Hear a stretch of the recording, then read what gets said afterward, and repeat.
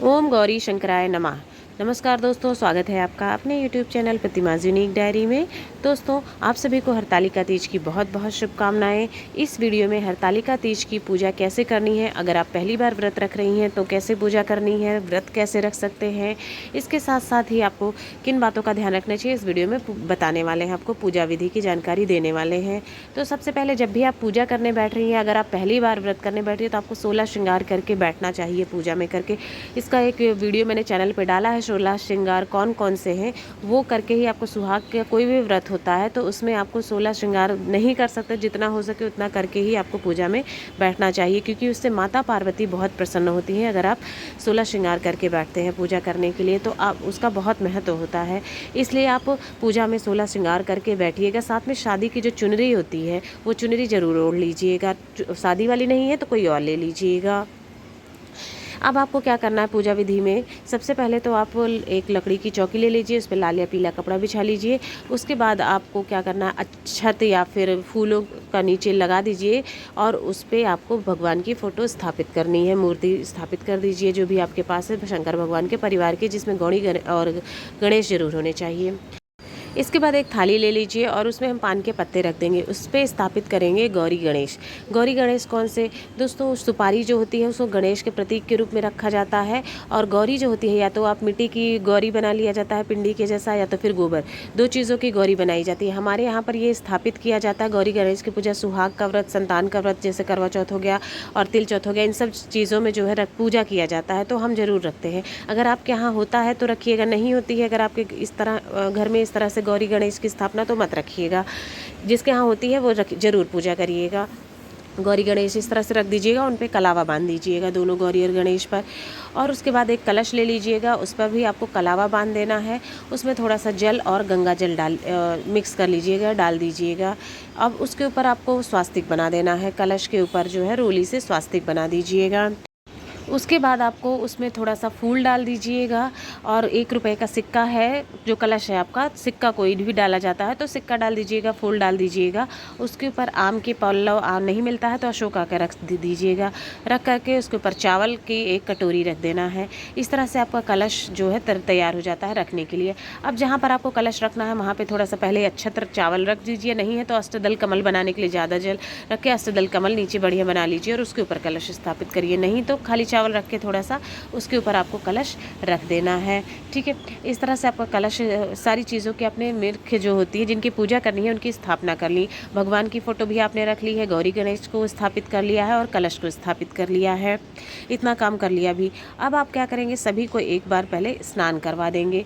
तो एक लोटे में जल ले लीजिएगा या किसी और बर्तन में और उसमें थोड़ा सा गंगा जल मिला लीजिएगा। फिर फूल से सभी को स्नान करवाना है, पूरे परिवार को, शंकर भगवान के, इसके साथ साथ ही गौरी और गणेश को, कलश को, हर चीज़ को आप स्नान करवा दीजिएगा। दोस्तों, जिसके यहाँ मिट्टी के गौरी गणेश बनते हैं तो आप बना लीजिएगा, नहीं अगर आपको आजकल शहरों में नहीं मिल पाता है तो परेशान मत होइएगा कि नहीं बन पाई हमारी, आप फ़ोटो से भी पूजा कर सकते हैं, आपकी पूजा पूर्ण मानी जाएगी। इसके बाद एक दीपक जला के, घी का दीपक जलाइएगा और कलश के ऊपर रख दीजिएगा। इस तरह से हमारा दीप कलश तैयार हो जाएगा। ठीक है, दीपक आपकी पूरी पूजा का साक्षी भी हो जाएगा। अब भगवान को हम फूल अर्पित करेंगे। तो सबसे पहले फूलों की एक लाल चुनरी जो है वो माता गौरी के लिए फ़ोटो पे आप चढ़ा दीजिए, लाल चुन्नी। उसके बाद फूलों की एक माला जो है वो फ़ोटो पर चढ़ा दीजिएगा। फूलों की माला नहीं है, कोई और माला है तो वो भी चढ़ा सकते हैं, परेशान मत होइएगा। तो आप नहीं है तो आप फूल भी चढ़ा सकते हैं, कोई ये नियम नहीं है कि फूलों की माला ही चढ़ानी है तो चढ़ा दीजिएगा। उसके बाद सभी को फूल अर्पित करिएगा। शंकर भगवान को क्या सफ़ेद फूल मिल जाए, पीले फूल है, इस तरह के फूल चढ़ते हैं। गौरी माता को लाल फूल चढ़ते हैं, पर अगर नहीं मिलता पाता है तो जो गेंदे का फूल है वो हर किसी को चढ़ता है, आप चढ़ा सकते हैं। मेरे पास ज़्यादा मुझे गेंदे के ही मिल पाए तो मैंने सभी को गेंदे के फूल चढ़ा दिए हैं। उसके बाद पीला चंदन जो है उससे आपको तिलक लगाना है, शंकर भगवान को लगा दीजिएगा, गणेश भगवान को भी लगा दीजिएगा और कलश पर भी लगा दीजिएगा पीला चंदन ध्यान से।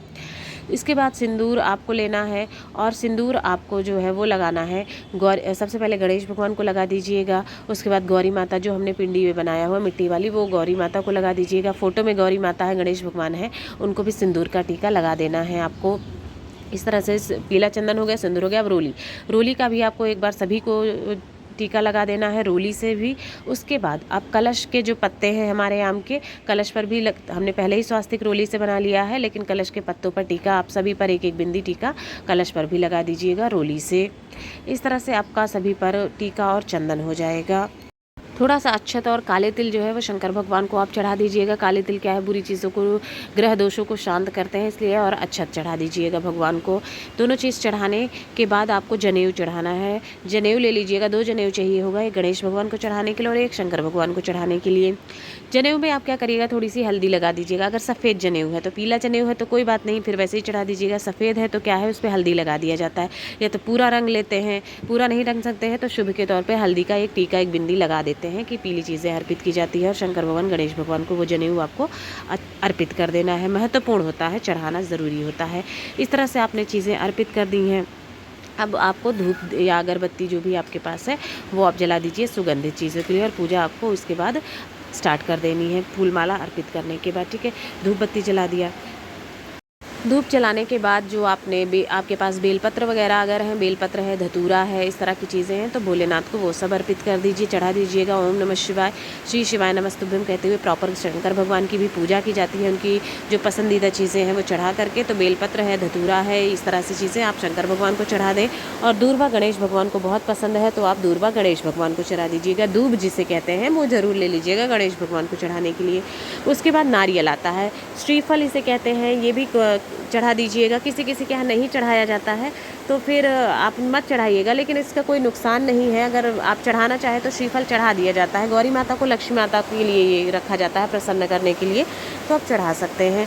ठीक है, ये दोनों चीज़ें आपने चढ़ा दी। उसके बाद जो मौसमी फल जो भी आपको मिलेगा आसानी से, केला है, सेब है, अमरूद है, अनार है, अंगूर है, जो भी मिल जाता है आपको आसानी से वो मौसमी फल आप चढ़ा दीजिएगा। और भोग के लिए आपको मिष्ठान जो भी है आ जाती है, जैसे कि मिठाइयाँ हैं, लड्डू हैं, बर्फ़ी है, जो भी तरह की मिठाई मिल जाए 2 प्रकार की वो चढ़ा दीजिएगा। और अगर आपके यहाँ पूड़ी या गुजिया इस तरह की चीज़ें बन के चढ़ती हैं तो बना के चढ़ा दीजिएगा, नहीं तो कम से कम मीठा भोग इस तरह से ज़रूर आपको लगा देना है। और मिश्री लगा दीजिएगा भोग। फिर जल, सभी को जल से शुद्धि करके आपको भगवान को आमंत्रित करना है कि भगवान आइए और माता रानी आइए और भोग ग्रहण करिए। इस तरह से आपने सारी चीज़ें भगवान को अर्पित कर दी। अब माता गौरी को सुहाग के श्रृंगार की सामग्री आपको अर्पित करनी है।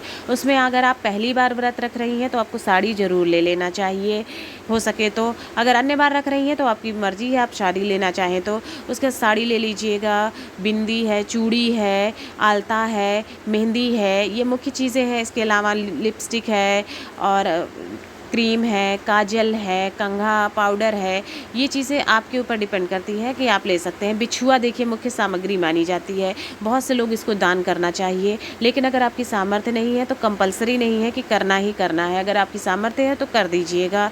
मुख्य सामग्री 4-5 जो है वो तो ज़रूर करनी चाहिए। उससे आपको माता पार्वती के अखंड सौभाग्य का आशीर्वाद मिलता है। फिर आप अब आरती की तैयारी कर लीजिए। आरती की थाली में स्वास्तिक बना लीजिए रोली से और उसमें अक्षत रख दीजिए उसके ऊपर थोड़ा सा। साथ ही साथ आपको घी का दिया जलाना है और कपूर का दिया, फूल डाल दीजिएगा।